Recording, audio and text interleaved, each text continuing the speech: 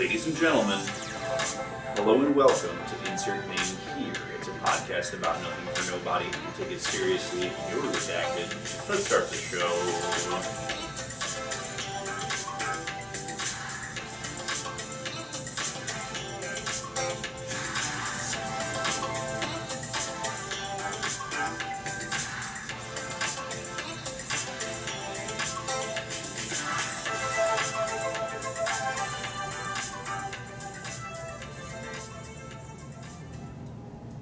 Hey, What's up? hello, and welcome to Insert Name Here. It's a podcast about nothing for nobody. If you take it seriously, you're redacted.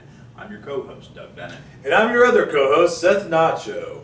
Welcome to this wonderful recording. Is it?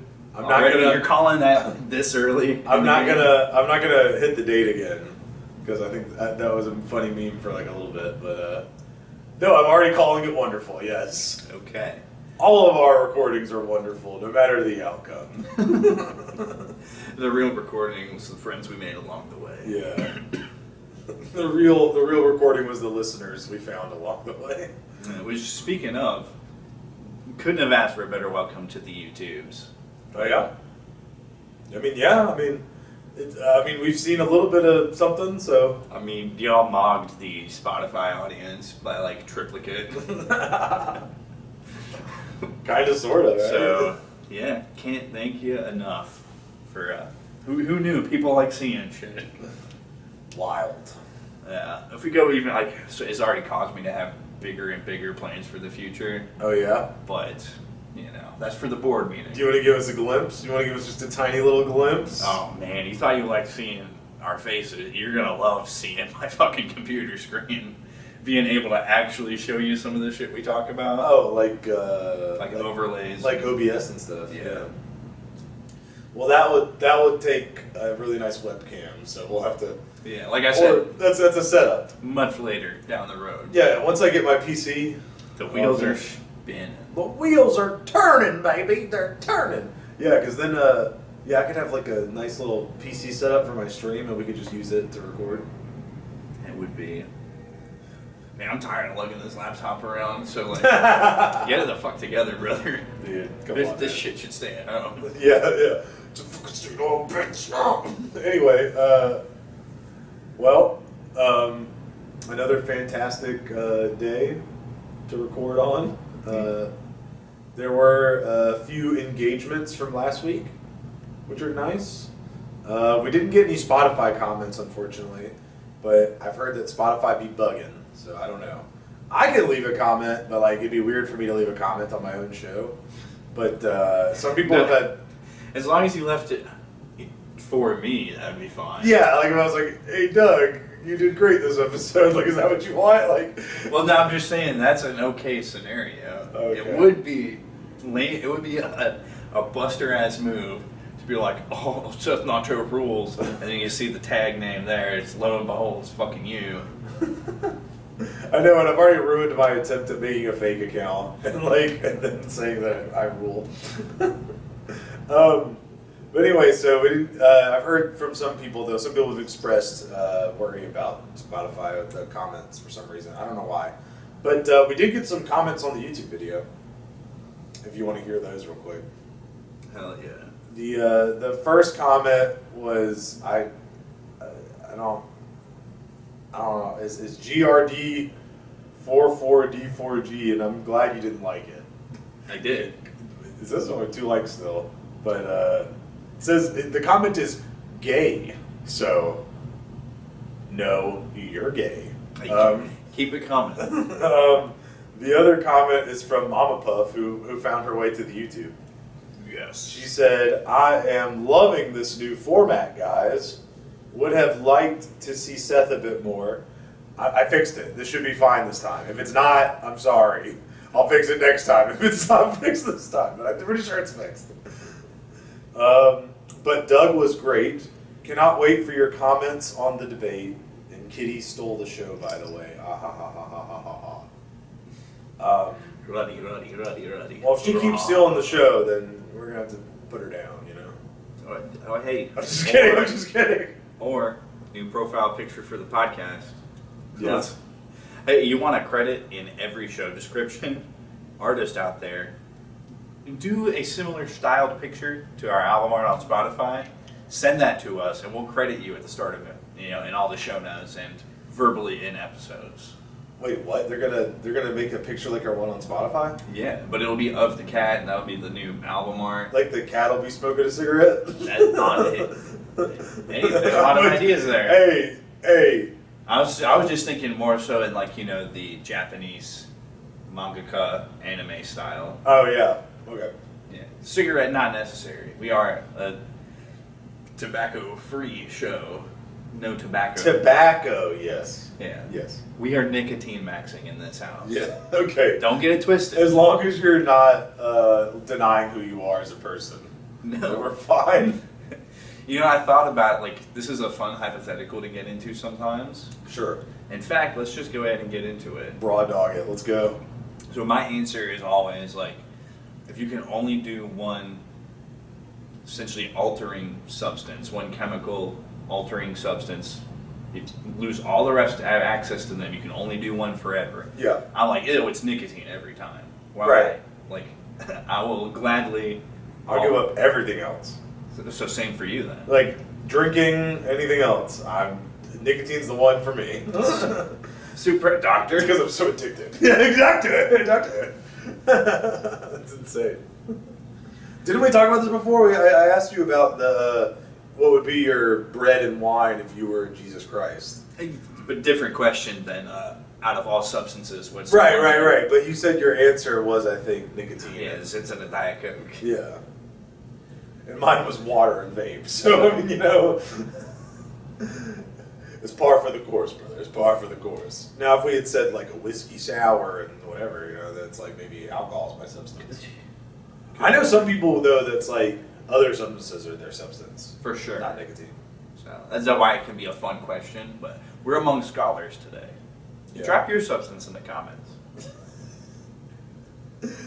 Don't literally drop it, but like you can type it, yeah. Sorry, that was bad. Get a little dirt on it. You don't want that. That was such a dumb pun, I'm sorry. Your big question of this week. Give it to me. Big question of the week! I'm gonna give that a boom or a doom.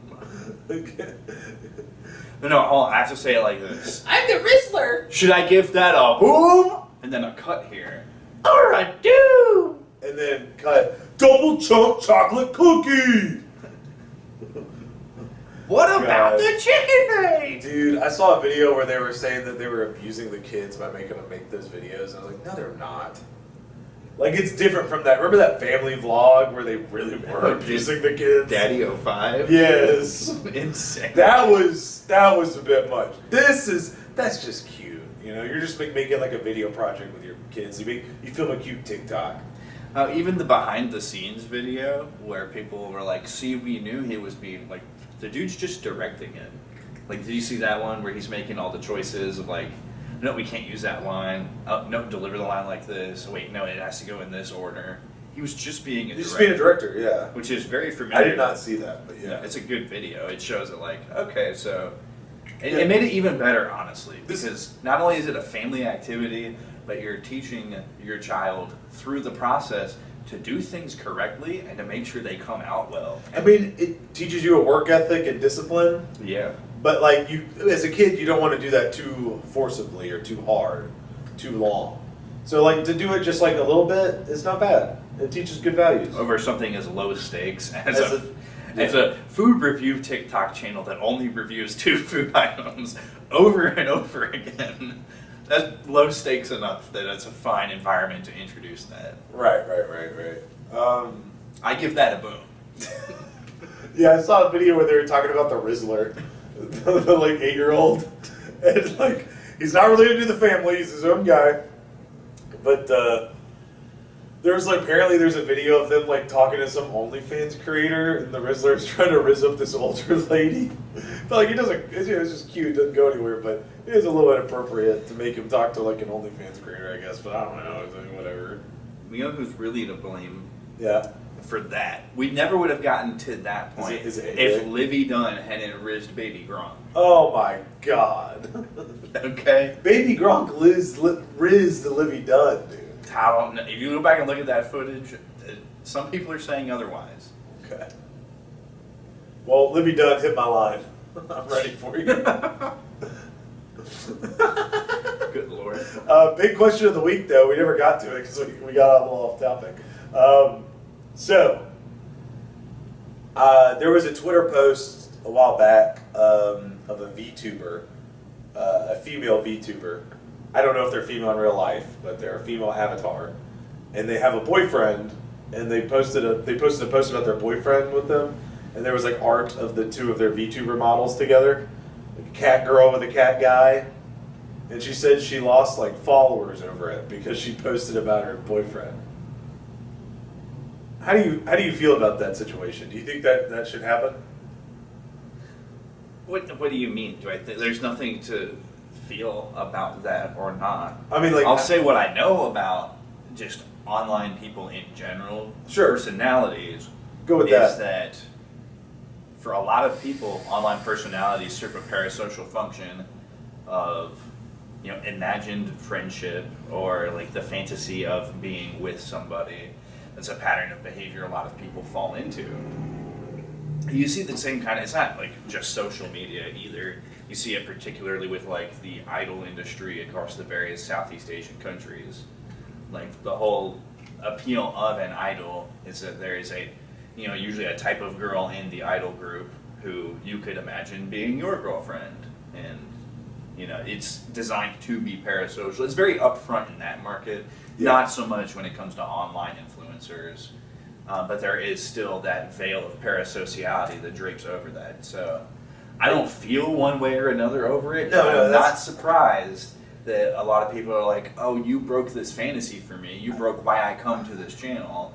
And it can no longer go back to being the thing that I came here for in the first place. Yeah, I chose the wrong words. It wasn't how you feel about it. It's more like your thoughts about it. Sorry. Cool.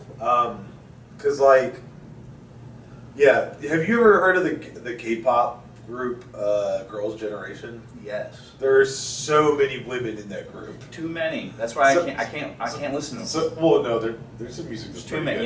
You know who's good? Blackpink, dude. Yeah, in Blackpink you have the stereotype of the one that can speak perfect English and the others can't understand it at all. But in Girls' Generation, there's like 15, 20 girls in one band, and there's a type for everyone. It is a generation. Yeah. It's generational, Grandma's in there? No, she's not. Sheesh. Where's that? Where's the K-pop green? I'm just saying, there's a girl for everyone in that group, okay? Secondly, so every female streamer, VTuber or not, people come to their chats to want to date them. It's just a fact. 75% of the audience, at least, is thinking they have a chance of some kind. If they donate because they want to hear her say their name and shit like that. Yeah. Be noticed, right? It's just a fact. So that's why Amaranth kept it was a secret that she had a husband for so long. Idols that you were talking about, if they have a boyfriend or anything, they have to keep it secret. It's not public. Right. So if you're gonna be a female streamer or VTuber, whatever, do not reveal your relationship. You are allowed to have one. You are allowed to be a person and have a life, but you shouldn't probably talk about it on stream. For sure. Because the guys, it's just how online streaming works. Even guy streamers have parasocial relationships. People think they're friends with the guy, but with girls, it turns usually into romance because usually it's a male-dominated sphere of an audience. I was gonna say, it's not to compare and contrast and play the comparison game, but to notice the male dynamic there, that friendship thing, of let's say for example, best podcast of all time, the one that we all aspire to be as good as, the precursor to the Adam Friedland show. Yeah, the official podcast. Well, the running joke on Cumtown was that like Adam was a gay bug who ate dust, for example. Okay. Very funny to listen to and like even comment in like subreddits or whatever. A real thing Adam had to deal with people in public running up to him and calling him a gay bug. Bug that ate dust. Like a funny inside joke for a friend group and a great one to share. Yeah. Probably not that cool to get just called by a stranger in the middle of New York City. Yeah, and the strangers think they're your friends because they're with you. So, but hey, I'm cool with it. Hey, if we ever come up with a cool inside joke for me, or if we already have one, I don't know. And you guys, you call me on the street, perfectly fine with the it. difference with this show is that we are actually friends with you. Stop, This is a social relationship. And it's just you like the part of like being an influencer like that is that you have to understand that shit's gonna happen. Yeah. So I mean, hopefully Adam understands that it's gonna happen. He probably gets annoyed with it. He has his own show now. He's probably annoyed with it, but it is what it is. You just have to accept it. Yeah. So everyone gets some flavor of shit. I think it's the point of me bringing that up. But yeah. Okay, I got you. Yeah. It's equality. yeah, everyone's got something to deal with. No one's special, which is a larger theme that I'm developing as part of my theory of mind of the world. But yeah, that is going to be a completely different topic at this point. We got other stuff to get to, I'm sure. Yeah, we do. You ready?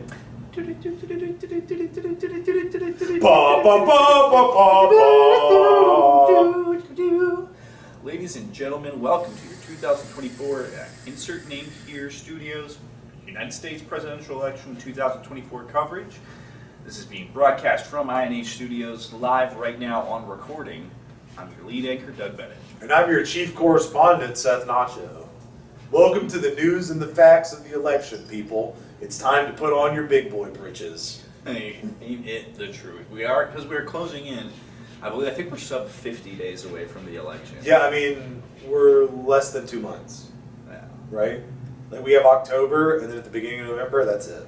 So, we had a debate this past week. Is there any other substantial news? Oh, there's only one tag-in that's going to come as part of the news later. Yeah, because so. I think JD said something. Yeah, that's exactly what it's going to Yeah, be. okay, Actually. that's what I thought. Okay. But the debate was on Tuesday night. And wow, what a ABC? what a debate, what a fight. I have a point that you're not gonna like. But first, let's talk about it. Okay. Let's talk about the 3v1. Okay, so Who do you think won the debate? Who do you think won the debate? there was no winning of the debate. Which Yeah, but who do you think won the debate? Who do you think came out on top? I mean, as we closed in on the end of the week, whose polls numbers were up, Whose polls numbers were up? which would to indicate to some people winning, it was Trump. Trump ended up at the Trump end, had the higher polls? at the end of the week. He was up by like 6%. But who do you think won the debate? I still think Trump did. See, And you know I what? kind of feel like Kamala won, but it's because of a 3v1. Okay, well, when I look at who is going to win a debate, what I think, what debating actually is supposed to be is there's a topic that gets expounded upon, usually with two opposing sides. Yes, I agree with that completely. And this debate was not like that. And so the reason why, even the immediate moments following the debate, I still think that Trump won, is because he was actually grappling with the topics at hand. Some of them. More than Kamala did. She did not directly address any of the topics at any point. She did. Not She talked about the economy and stuff.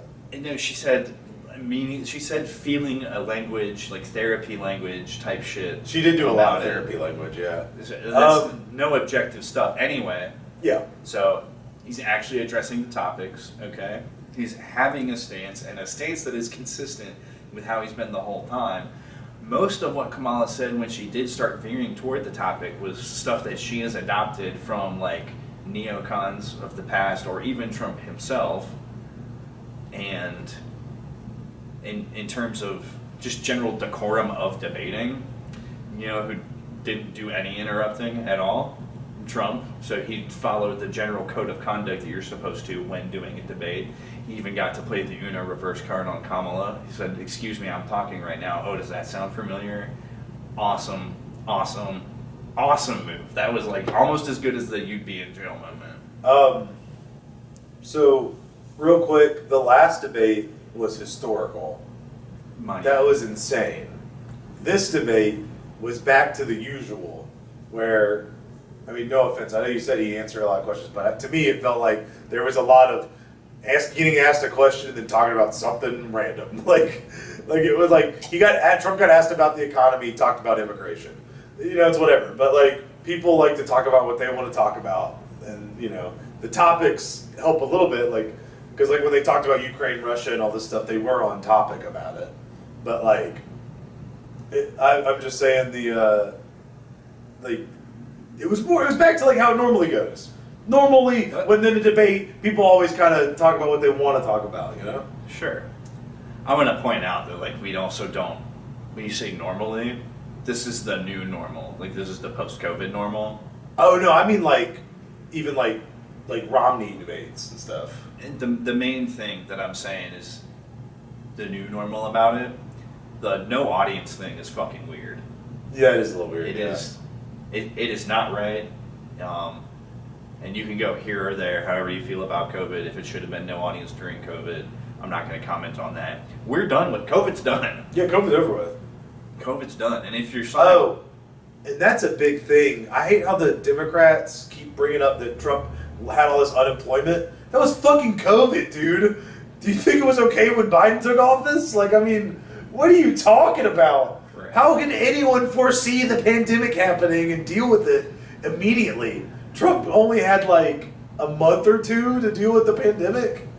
Like, bitch, like, what are you talking about? So it's crazy what people are saying, dude. Like, it's like, bro, it's the fucking pandemic. The rest of his presidency was just fine. yeah, no kidding. Anyway, sorry. But yeah, I mean, you just look at what it's supposed to be. And Yeah, the no audience was a little bit weird. yeah, we need to get back to having these things in front of audiences. Otherwise, That's how debates are meant to be. yeah. Yeah. Otherwise, you just end up where it's three people in a room trying to beat up one guy, and you know he still stands right back up, fist in the air, screaming "fight."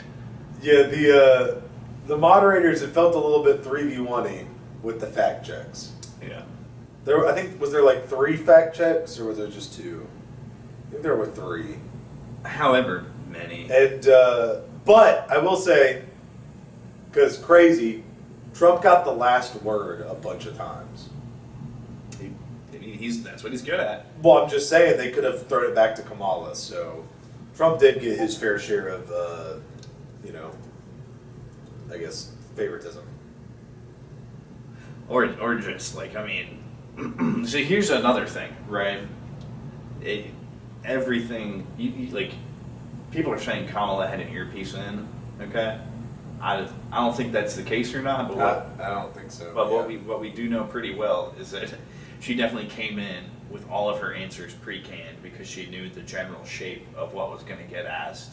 Sure. So a bunch of memorized statements. That's because Kamala, this is just a fun fact, okay, guys, don't take it too seriously. But Kamala and her husband met because of the president of ABC News. Yeah. And this was done on the ABC, this debate, so there might be some sort of an insider connection. Well, and another fun fact, this is verifiable by the public record, that same person that president at ABC, also in charge of the debate section of ABC, and has personally, along with her own husband, given tens of millions of dollars to Harris's political career.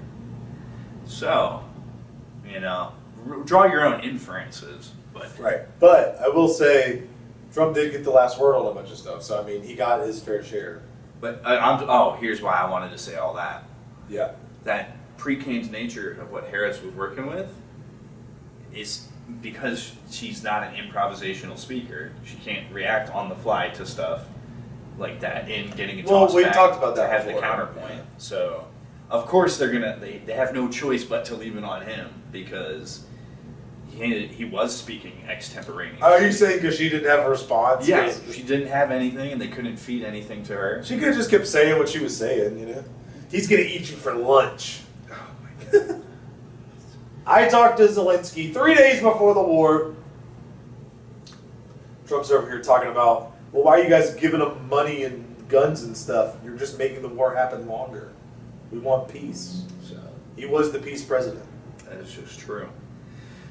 Speaking of fact checking, I saw a really good video of I think it was Marines Iraq, but Kamala was trying to insist that there were no soldiers or troops actively deployed to combat zones right now, and they're sitting in their field barracks taping it on one of their phones, and she gets done with that line and they turn it around and they're like, then where the fuck are we?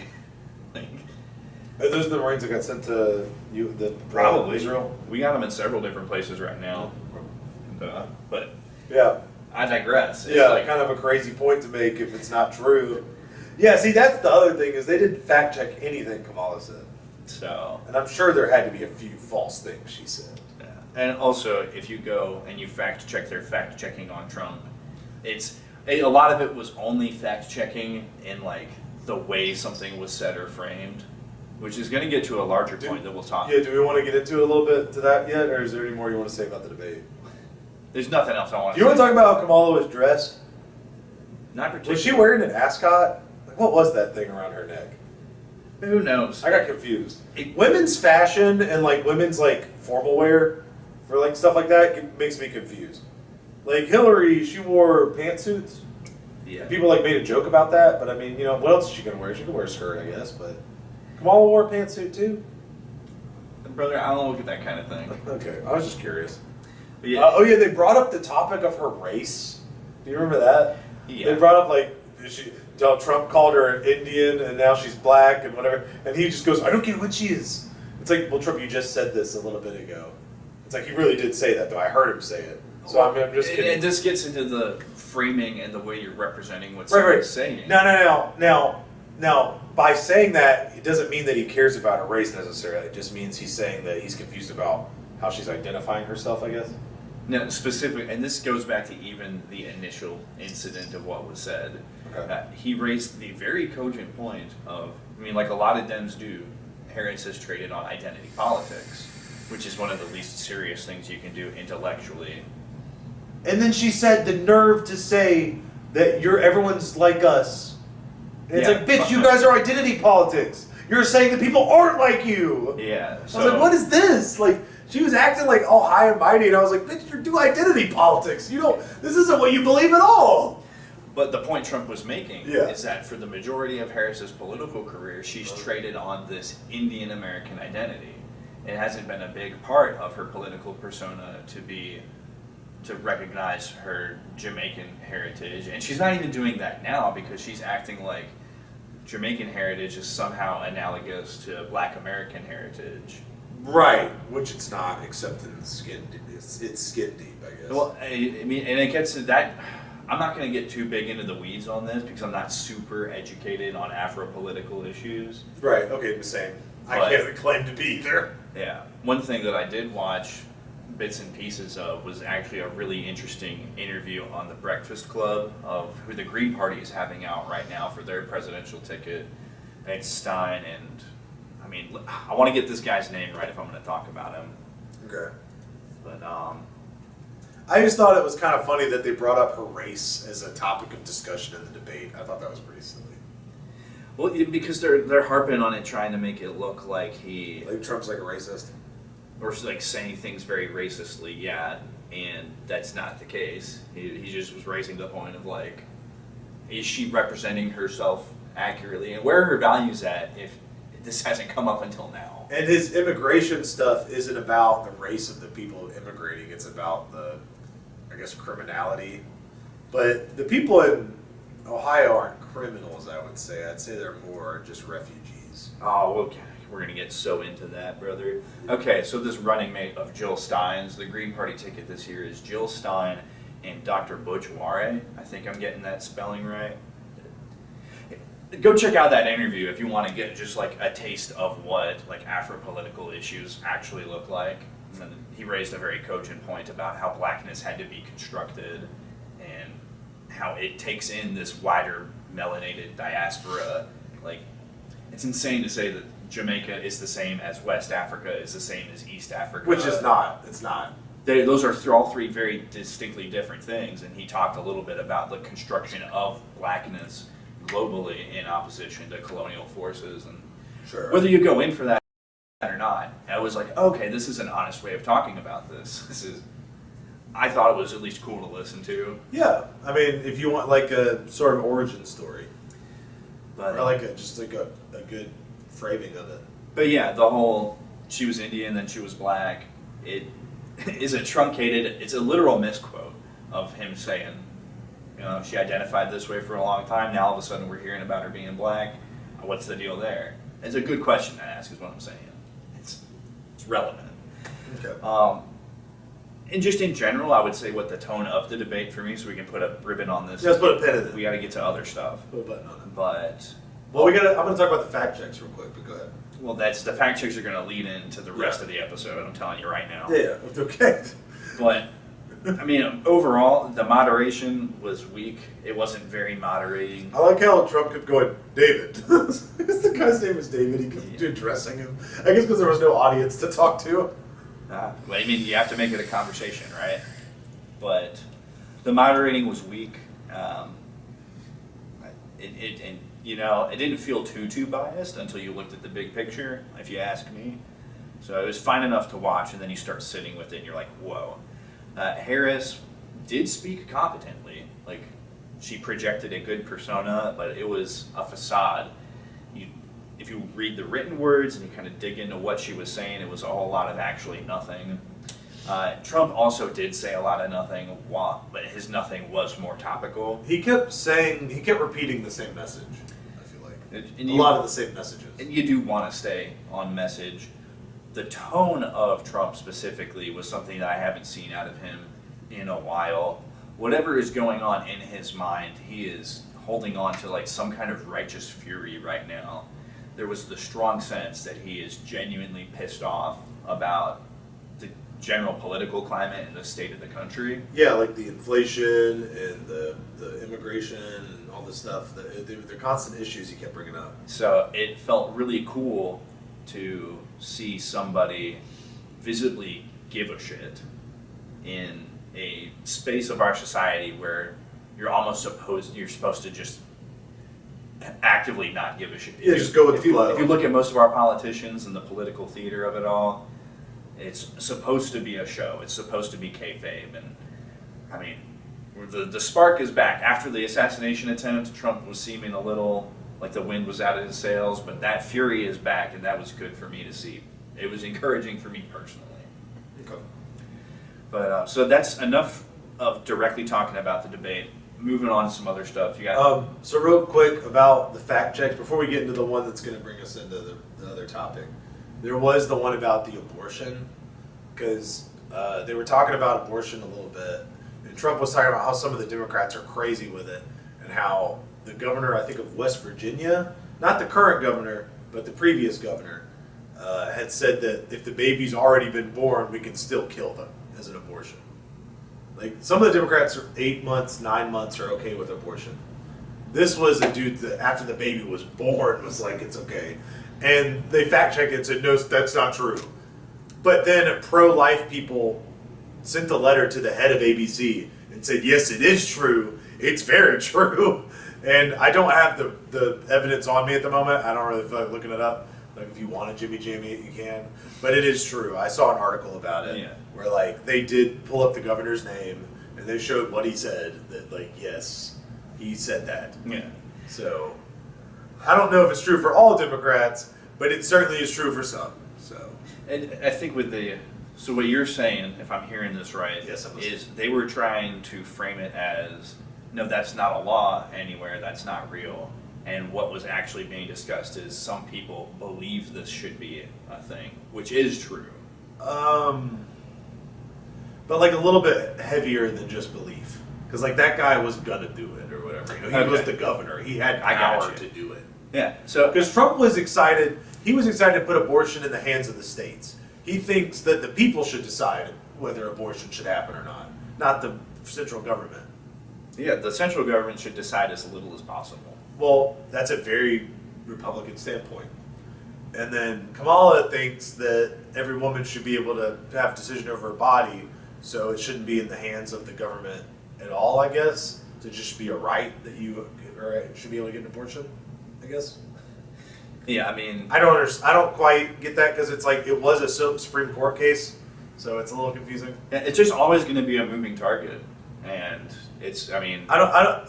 It's a little confusing, but she wants basically a federal protection that all women should be able to get an abortion no matter what.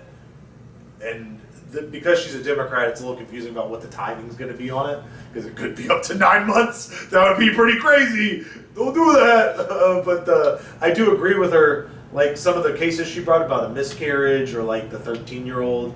I've talked about that before. I think those people should be getting an abortion no matter where they are. yeah, So, anyway, I think we should move on to the next fact check now. yeah. So I don't have really too many more specific fact checks to talk about. No, the other one was the cats and dogs. Okay, well, cats and dogs. They're eating the pets. Yeah, TikTok Sound of the Summer. Someone did a remix and blew up, went viral. Eating the pets, and a lot of people said that he was, reaching for a third kind of animal and then had to fall back on pets. I'm gonna say this: Yeah.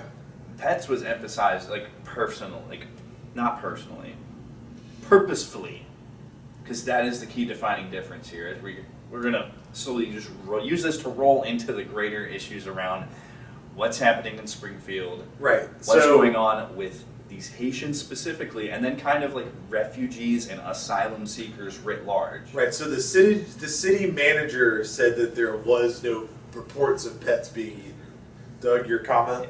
Which is incorrect.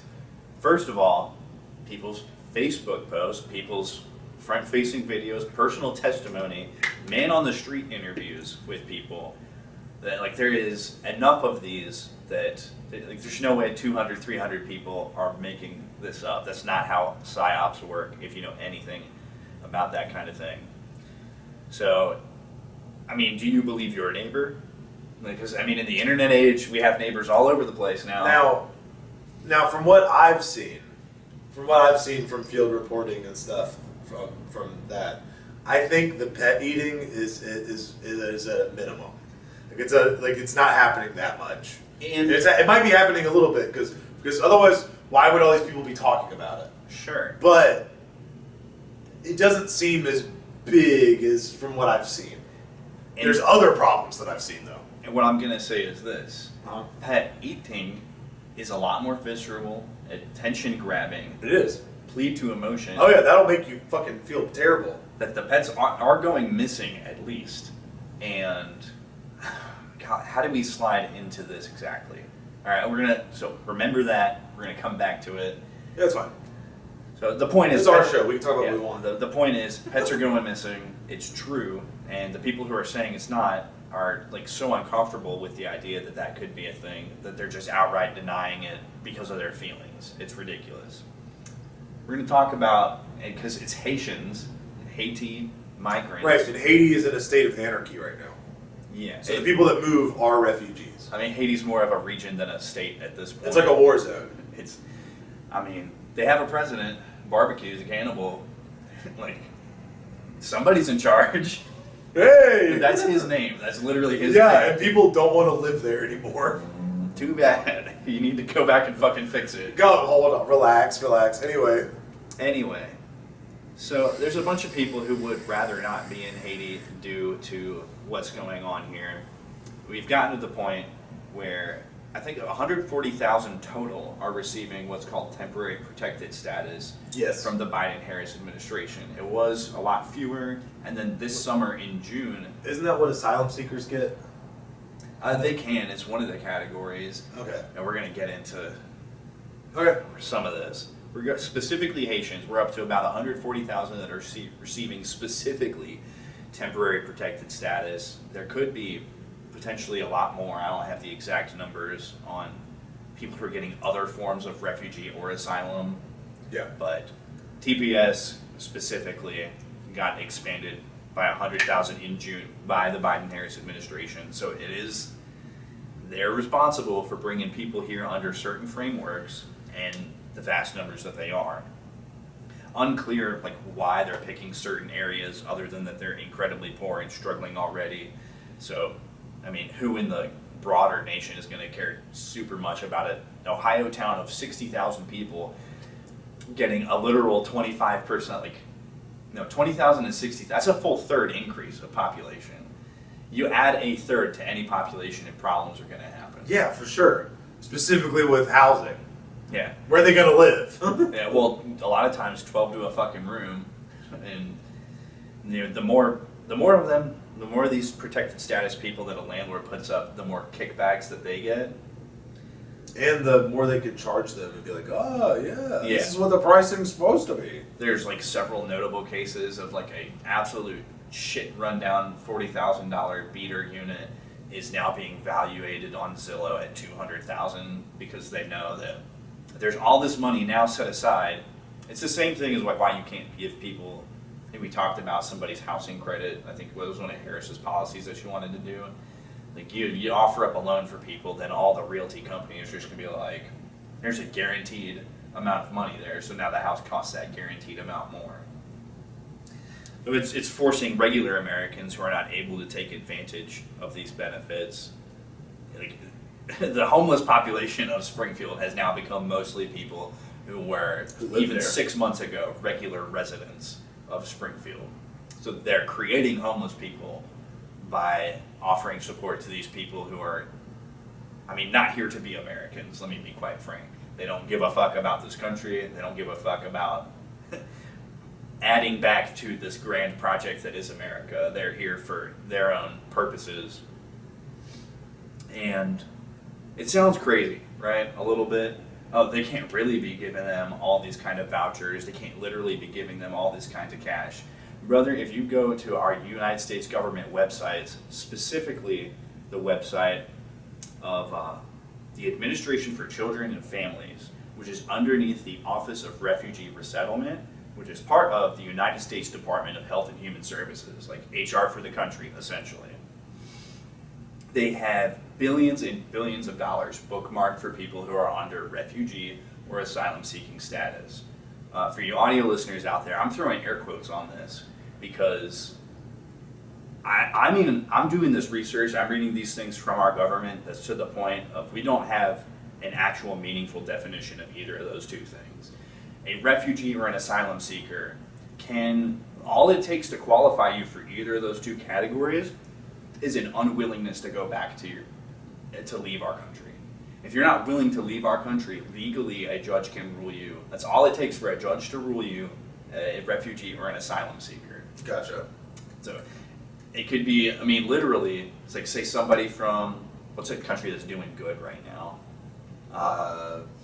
Honestly, Argentina? Italy. Let's say Italy? Italy. I was thinking okay. Italy's pretty chill. Like they're not the richest in the world, but they don't have unrest. So they're doing fine, yeah. Yeah.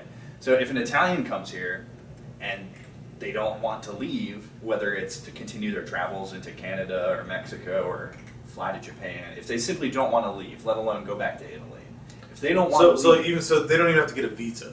no. Like, if they don't want to leave and they get the right judge, which is why judge appointments are actually so important. Like, I'm realizing that who the president is matters because he's the one who appoints all these judges. Anyway, if he gets the right judge, he can become a refugee in this country. He can be an asylum seeker in this country, all because he's just not willing to leave, regardless of where he's going. It doesn't even have to be that anything's happening back in Italy, which was why I picked Italy, because there's nothing happening. Yeah, I gotcha. So, Great example. Yeah. So, ideally, the warm, fuzzy feelings in our hearts would say that these funds we should be bookmarking for people who are coming from ravaged places Which Haiti is ravaged. But, it can also just be an unwillingness to leave anywhere. So it becomes Right. I don't think I'm not comfortable saying that's real anymore. Anyway, this is evident from that field reporting that I was talking about. The welfare offices in Springfield, Ohio are back the fuck up. Right. And people that need welfare that are American citizens are standing in line with these Haitians, and it takes hours because they can't even understand English. Most Haitians, I think, either speak Spanish or French. It's funny because Haiti's on the same island as the Dominican Republic. The Dominican Republic is Spanish speaking, Haiti's technically French speaking, but because they're there together, I bet both of them understand the other language as well, for the most part, some of them. Yeah, and, there's regional variant of like a combined sort of language, a Yeah. la Creole, the way that turned out. But no English. So yeah, I'll do quick tag direct people to a video that I really appreciated. I shared with Nacho, but Tyler Oliveira did a pretty good 30-minute look at this. Yeah. It's a good primer if you only have 30 minutes. Wow. Way to talk about my field reporter that I was talking about. Exposed, I don't know. Surprise me. I broke journalism. But let me talk a little bit more. So this is where you can do it. I have the URL right here. Not that I can share it to you, but it is an official government website. It's a .gov. It has even the framework. If you go on our government websites, there's a little flag in the top left. It's like, how can you tell that this is a government website? Here's how. Here's the verification, and it'll link you to like, and here's how you can tell if other sites are ours too. So this is very real. What are some of the stuff that they're getting? When I say billions and billions of dollars, what is exactly earmarked and where is it coming from? Billions and billions. A lot of it is straight cash. Each individual is entitled to like at least I think around $1,000 Yep. of SSI, which is like supplemental security income. It draws from the same fund as Social Security. So people who are relying on Social Security are competing for the same money as these people who are like, I just don't feel like living where I was anymore. And I'm not going to knuckle down too hard on Haiti for this one because there's other migrant groups that are pulling this same grift essentially. It's just draining Social Security dry. On top of that, because there is a little bit of stringency with Social Security, there's an entire fund called Refugee Cash Assist, where they can draw from sort of indiscriminately based situationally. And that's another entitlement that people get under this framework that doesn't have an individual cash limit attached to it. So let me just ask you this, because you seem pretty exacerbated about this cash the refugees are getting. Do you think we shouldn't help refugees? Well, not if what a refugee. Your personal thinking. Yeah, not if the legal definition as it stands right now. Think of the actual definition of refugee. Where it's so broad, and I don't know honestly in general until we fix some of our own shit here. This is an egregious amount of money to be spending on people who, by and large, don't care about America or contributing to the American project. Well, where do you think refugees should go? If they can't come here, where else would they go? I mean, I've said this on the show before, decolonization was a mistake. Yeah. Colonization could have been done a lot better. And, right, obviously. And, it's looking like we should have fucking finished the job, and maybe these billions of dollars, if we're not gonna spend them on ourselves, we should be spending these billions of dollars fixing where these people are coming from. Like if we just fixed Haiti, you think that would be a better solution? Yeah, I mean, we need to fix Haiti and then probably take over it for a good 15 to 20 years, not do it. Kind of what we did to Japan. Yeah, after the war. Yeah, or what Japan. Kind of what we did with Iraq. Or like what Japan historically did to Korea, or I mean the way you improve life for people. No, Japan we helped write their constitution. Well, make their new government. And then I went further back in history to. Yeah, well, that was kind of fucked up when Japan took over Korea. But what has it resulted in? A very good Korea today. Okay. Half of it. Okay, so what history tells us is, if you want to make life better for the most people possible, you go to them, take over their shit, fix their shit, and then make it so they can't unfix. No, yeah, you don't give a man a fish; you teach him how to fish, right? Yeah. So right now we're giving away fish. Yeah. Well, I think if we're gonna spend this money on Haiti, if we're gonna spend this money on, I can't think of another diaspora movement right now, but there's plenty of them. But there's two things I think we need to talk about. One is you keep talking about how they don't care about this country. There's another country that actually does this in a way better way. It's Australia, I believe. If they have immigrants, they have to assimilate somewhat. Like if you're going to come to our country, they basically say if you're going to come to our country, you have to accept our beliefs. Now you could be whatever you are in their country. Like, you could be a Muslim in Australia. You just can't, complain about all these other people and all this other stuff. You have to kind of go with the Australian flow. But in America, we don't really have that as much because I guess Australia's kind of an immigrant country too, but our country's made of immigrants. We are Well, and like a melting pot. and I was thinking about this. I do need to end up getting back to my point, but Yeah. America, I guess I include Australia in this now. I wasn't including them in this, but we are unique among the world in what we do, that people can come here and be anything as long as they're American. Like, that's why the American project works. I've touched on this in the show before. I would say Australia's not exactly like that. So you So- don't need to include them. Yeah, okay. Canada kind of is. Canada's America light. Yeah, they're the closest that we got. Yeah. But Anyway. where was I going with this? Oh yeah, essentially, like I've touched on this in the show before. You go to other places in the world, there is actual hatred. There is actual discrimination. Yeah, we talked actual about racism, this. actual xenophobia, actual murdering of the gays, stuff like that.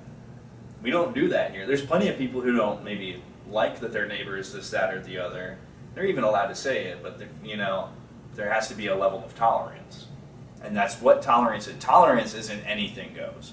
That's called anarchy, and that doesn't work anywhere for anybody. Look at Haiti. Right? Tolerance is knowing the defined limits of what's acceptable and not. Yes. And so, I mean, some people call that the paradox of tolerance. I say that's the definition of tolerance. If you don't have limits on it, then it's anarchy. Bad news for everybody. So yeah, assimilation matters, and it's not that one should lose their identity or give up certain things.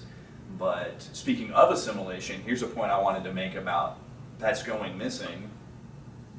A specific thing that is very of Haiti and Haitian culture is the practice of Santeria, Spanish word for Way of the Saints, influenced by Roman Catholicism, and a lot of them do identify as Catholic in some ways. It also includes some of the traditional West African ritualistic, I mean, the word voodoo is a lot politically charged, but that is literally what it is. The Caribbean practice of voodoo that migrated with the slave trade from West Africa. Yeah, I love voodoo, man. So, Whoever's got my voodoo doll, stroke that shit. so you can get into the details on your own time. A factual thing about I'm voodoo. not laughing at my own joke. Brother, I'm in the middle of trying to make a very important point. But a real thing about voodoo is it requires blood sacrifice. It can be as small as birds. A lot of chicken is usually the most common blood sacrifice. The more important this ritual, this blessing that they're trying to conduct or influence, the more important or bigger the animal has to be. Graduating onto like four-legged animals hold precedent over, so that's your dogs and cats that are going missing. Sometimes it's goats. They've moved away from it generally as a practice, even though there's no defined Santeria tradition. There's just a really broad umbrella of what it is. But there has been times in the history of that practice where human sacrifice was real, and it was specifically a problem in the more modern era in the Dominican Republic of children going missing, and all the signs pointing to Santeria practitioners. These kids never showed back up, and they happened to be around an environment where maybe getting kidnapped and sacrificed for somebody's ritual was a real possibility. These things aren't crazy things to think, they're historical accuracies. These are real things that people out there in the world believe. Saying someone's pets are going missing draws people in to focus on it and be emotional about it, but it then leads you into the larger point of like, yeah, this is an element of culture that's being brought along with this diasporic people who aren't speaking the language, aren't learning how to drive cars, aren't. Yeah, that's pretty funny. They none of them can drive because I don't think they need cars in Haiti. So No. they're driving cars and they're fucking them up. Yeah, they're causing insurance rate They're drives. driving into buildings. They're curbing. They're flipping cars. Yeah, and there's no recourse for the property damage they're causing or the physical damage they're causing. How do they get their license, dude? See, and that's another problem too, is nobody has an answer. Yeah, on the that. field reporter went over there and asked, and they said they couldn't answer. I was like, damn, what the fuck? So very fishy. I'm gonna finish up this funding thing. What were you saying right before the Santeria stuff? You were saying something. I had something I wanted to talk about. We were on the topic of assimilation, and I'm saying that these people who aren't assimilating are bringing in. I don't know. You said something. I Santeria. don't remember. Oh, well, that's fine. Regardless, Yeah. you thought so. Not only the SSI, not only the RCA, they're also entitled to TANF and SNAP. So TANF being temporary assistance for needy families, which is an EBT style program, and then Yeah. SNAP, which is also They're getting food stamps for sure. So all these things, very large group is now in competition for these resources, and it's looking to a lot of people, it's looking to me like they're getting preferential treatment of like the government officials who are in charge of these programs are being directed to say these people get it first. I don't know if I'd say that exactly, but when a third of your population is now people that need that kind of stuff, it kind of drowns out the other little bit of the population that was using it before. Maybe. For sure. It's kind of how I feel about it. It's like when you look at the line at the welfare place from that video, mostly all of them are Haitians, right? So, of course, they're going to get more benefits because there's just more of them. You know what I mean? Because, like... Okay, so numbers-wise, yeah, but I do want to stress that all these programs that I just referenced, yeah, they're not... The ones that aren't just for Americans... They're not local. They're not local or state level. These are federal level. Yeah, they're all federal. programs. So it causes strain on local populations when you look at the micro scale. It is a macroeconomic issue, though. Yeah, but I'm saying, like, the people that used to be getting all these benefits are kind of getting fucked over right now. Yeah. So... Especially, like, even the veterans? Come on, man. Last little bit of fact-checking thing, and then I have a bow to put on this. This morning on CNN, they have been trying to craft this narrative after him saying this. If Vance has gone on, because this is important, and he's from Ohio, like, the people who are being affected the most right now are the people that he literally came from. And Oh, can we stress just real quick? I'm sorry. Just real quick. This is not a race issue. Where people are saying they're eating cats and dogs and stuff, this is not about what color anyone is. It's about a culture. It's about a respect level. Because they don't respect our culture at all. Right? well, you're taken away from this bow. I'm sorry. Jesus Christ, man. No. I just got to make it clear. It's not. When I was talking to someone about this, they kept saying it was a racist thing. I was like, no, it's not. Okay, well, that's going to be addressed in the wrap-up, obviously. Yeah, well, I'm allowed to talk about it, aren't I? Yeah, you are. But it's I don't know why you gotta. Listen, if you don't tell me anything about what you're gonna talk about, how am I supposed to know? So you need to shut your mouth, Doug. You need to let me talk, motherfucker. Anyway, they've been trying to get on Vance today about the specific language Right. that he used was because he's been part of raising this to prominence. He said that I'll gladly take responsibility for creating this story. Yeah, he which said is- they're eating the cats and the Which dogs. is journalism news. And it's journalism terms. Journalists talk all the time about creating stories, as in elevating stories to the public perception level. Yeah. And the dog pile of this morning on X has been like, oh, he admits to lying. He admits it's all lies. It's like, that's so incredibly dishonest. People create stories all the time. You have to craft narratives. So, I mean... The people of Springfield needed to be talked about. For sure. Now, to go to this bow and this point to put on it, this does go into the assimilation point as well. And the beautiful thing about America, that we're unique among the world, is you can come here and be anything that works for you as long as you're American first. As long as you're participating in this project, getting involved and giving back to society writ large, be whoever you need to be. Whether that's through your religious practices, whether it's your like ethnic identity, which is a longer conversation, but of all the things to really believe heavily in, that's one of the most nothing things to believe in. If you come here and you cause problems for people, mainly through disrupting social norms, it's not good. We don't want that in our country. We don't need that in our country, and nobody wants or needs it in their country. Like nobody. If I to like make a really small hypothetical here, if I go to somebody's house and say, I would like to be your roommate, and they say, sure, be my roommate, and I don't talk to them, I don't engage with them, I don't pick up after myself, I don't do dishes, I leave messes, I maybe am even actively hostile to this person who I'm trying to be their roommate. Does that make me a good roommate? Or does that make me a bad roommate? I think you should say, if I go to, like, Iran, and then I'm gay. if I go to Afghanistan, and I'm a woman, and I start talking in public. I mean, yeah, who's fucked up? them for having the way that they're running their society, or me for trying to actively subvert their society. For going to a place and then subverting their society, I think you're the fucked up one. So that's really that's what's being talked about here. It's dishonest to frame it as a race issue, because that's not what's being talked about. Yeah, it's like culture. Cultural disruption. I digress, man. But yeah, anyone who tries to tell you that this is a racist thing or like that is themselves being incredibly dishonest, and you should trust them less. Yeah, I feel bad. My friend was the one that said that to me. I have to trust him less now. Well, I mean, or take them less seriously. No, Like, I've already been doing that. so. But yeah, doesn't get much more anti-racist than that. It's like No, this is not a race issue. This has nothing to do. pretty Even interesting who the real racists are, if you ask me. Yeah, because even the black guys are saying, "Dude, what's with all the Haitians?" Like, I mean, it's not a race issue. When the cool people in our society are noticing, that's how you know it's a problem. You finally make a joke after 30 minutes of talking all this shit. I've been trying to make it levity, and you finally crack a little joke. I like it, buddy. Thanks, man. Levity adds Here length. you go, bud. Here you Levity go. adds length. I wanted to get through it, and you know what? We did. Yeah, we were gonna get through it just fine.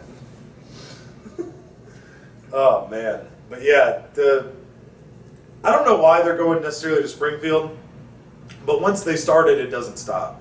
Immigrant communities tend to all move to the same place because they want to stay with their families or whatever. That's what you saw in Minnesota. And everyone's just like Somali. related. I mean, I see examples where I live. No offense, I was talking about earlier about Mexican communities and stuff. Like, it's like, oh, this is my aunt, my uncle, my cousin lives here. I'm gonna move there. Yeah. And you come for a better life. And the only thing that can make the difference is whether you can assimilate or not. And you don't have to assimilate all the way, like you were saying. Just assimilate enough. Yeah. Be an American. Yeah. There's all kinds of Americans. We love that there's all kinds of Americans. Yeah, just assimilate enough so that you're like you don't subvert society. What a fucking way to put it. Holy shit. Is there anything else you want to talk about? Not in regards to that. No, in general, because like we're here. Okay, a short little tag. Sure. Apparently, the follow-up to the Nikocado story is that there was an additional new video of him still being very fat, being like, "Wow, can't believe you guys fell for that also canned footage." Oh my god! Don't know how true that is because I didn't care enough to keep looking into it, but I did see something about that. That's insane. If that's true, it kind of ruins it, but at the same time, it is pretty fun. I mean, it makes it even better. Let's be real. I mean, it makes me upset that he's still fat because, like, it was so cool that he was skinny. It was like, holy shit. Very triumphant. Like, Yeah. wow, he overcame. Yeah, he turned this all around on our heads. But if that was faked so that he could just be fat again, that is still funny. Like, I still enjoy that, but it is not as cool. Right. You know what I'm saying? I feel you. Like, it's a more of a redemption arc if he's skinny now. But if he's still fat, it's like, well, he really got us with that one. He really played us with that one. So there was that, and then, Uh-huh. I mean, PlayStation keeps fucking up. Oh, we didn't talk about Concord. Yeah.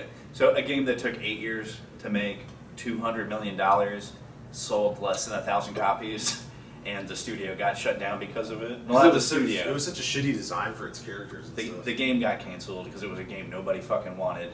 Yeah. Huge L. And then the PS5 Pro was announced. It's a console that has no games, and you know that because it doesn't have a disc drive anymore. And the stand for it is sold separately. So if you want to keep it upright, which you shouldn't do anyway, but if you did want that option, extra $30. Can't you get one with a disc drive? I think I saw Not the one. Pro. I thought you could. Okay. No, you have to Well, buy. it's very expensive. You have to buy a USB plug-in standalone disc drive for the Pro. Just buy your games online at that point. Yeah, we lost. I mean, Xbox isn't really that much of an entity anymore. Sony Game Pass. Sony seems like less a Microsoft thing more than Xbox. I digress. Sony seems to be trying to get out of video games as well at this point, the way they're running their fucking company. So, yeah, never been a better time to be PC gang. Go ahead and get yours, man. It's not just this it's going to be good for. I'll get one eventually. Hobbies, too. No, yeah. I was going to stream with it. Anyway, is that about I mean, that's wraps it up? the only news. Yeah. We'll do some shots? Shots, everybody. Shot, shot, shot, shot, shot, shot. Everybody! Alright, cool. That sounded strained. Are you okay? I was trying to go for the Little John thing, and I ended up sounding constipated instead. Little John sounds like this. He goes, okay, yeah, get crunk. I give it up for that. Thank you. He goes, what? Have you seen that Dave Chappelle, the Chappelle Show skit where he's like Little John's like on the phone? Yeah. And he's like, what? Okay. So funny. Anyway, guys, parting shots. You know where to find me. It's twitch.tv/Seth_Nacho411. Mondays and Tuesdays, Dead by Daylight streaming. It's been a lot of fun recently. It's been a lot of good times. So come check it out. Parting shot for me this week. I heard about this story on the radio the other day, and I just got to talk about it because it is so insane. Did you know that the police don't have to protect you? They don't. And it was proven by a Supreme Court case. This lady had a restraining order on her ex-husband, who was a big domestic violence abuser of her. So she got a restraining order on him. He had to give notice if he ever wanted to see her, the kids. She had 3 girls. One day, the girl's outside playing. He comes by and snatches them up. She looks outside. They're not there anymore, so she calls the police. Castle Rock police. I think it's in Colorado or something. She calls them multiple times. Eventually, she goes to the precinct. She's like, guys, we got to find my husband has my kids, my ex-husband, whatever. I'm really worried about them. And they were like, oh, it's fine. The dad just has the kids. It's fine. The dad shows up to the precinct with a Glock, shoots at the precinct. This guy wants to die. He's shooting at the precinct. The cops come out, shoot him. Right? Why wouldn't they? He's shooting at them. Then they go check his truck. All 3 little girls dead. So she sues the police department. It goes up to the Supreme Court. The Supreme Court says, police don't have to do that. Yep, they don't. And they never have. Fun fact, the foundation of policing in this country, it's to protect. It was the legitimization of specifically gangs in New York. They got vetted by the city to control other gangs' crimes. It's all about asset protection. Yeah, like, I think... and law and order more than it is about protecting individual citizenry. Yeah, I think it's more about law and order than the people. I can't remember exactly. But if the police had to actually protect you, then we would end up supposedly in a police state. Yeah, Protect and Serve is a Hollywood meme. Thanks NCIS, thanks all those shows. It's not real and it's never been real. Like, you can call the police to say there's a dude in your house, but if you died, it's not the police's fault. No. But yeah, good knowledge, good to know. It's just insane. Now, over here, it's your boy, Doug Bennett. Classic reposter, commenter galore. Check me out on X. Check me out on TikTok. I be sharing the good fun shit on TikTok. You want to see some Moodang? You want to see some Yap Dollar? I got you covered, brother. In terms of a parting level shot, empathy is a toddler level emotional skill. And an appeal to empathy is a debate tactic or a rationale topic that is useful when you're dealing with toddlers and trying to get young children who don't have a theory of mind or a framework of reality into place and control. If you as a person are only sold on caring about other people and doing the right thing, if you imagine yourself as them, that's actually mentally ill, like clinical narcissism. If the only thing you can care about is what if this was happening to me, you don't really have a moral leg to stand on, nor an intellectual one to stand on, because again, those are toddler level skills and debate tactics. So think about that when you're posing questions to people or trying to convince people of things. I think what you said there at the end is completely right, but the first part, pathos is a big thing in arguments. Like, it just makes sense. Sure. I won't disagree with that, is what I'll say there. But I mean, if the only thing that matters to you in an argument is if it's happening to you, that come on, bro. You're redacted. You're not serious. You're redacted. You're taking it too serious. You're redacted. I guess. Anyway. So that you can feel about it however you want to, but there is stuff that all of us have to do. And as always, you gotta chop wood, you gotta carry water, and most importantly, Xiao Hongshu. My newest song is about the human condition, like what it is to be human. But I told it through this kind of lens of almost a non-human animalistic form. History is a mystery with infinite possibilities. Music that is a symphony reverberating rhythmically. My stories are specifically raps, rhymes, soliloquies. Go ahead and take a seat, gather around and listen, please. And I kind of felt like J.R.R. Tolkien probably felt when he was writing The Hobbit, where he was like, this is gonna probably change the world. I think of a kind shark, a blind guy who sees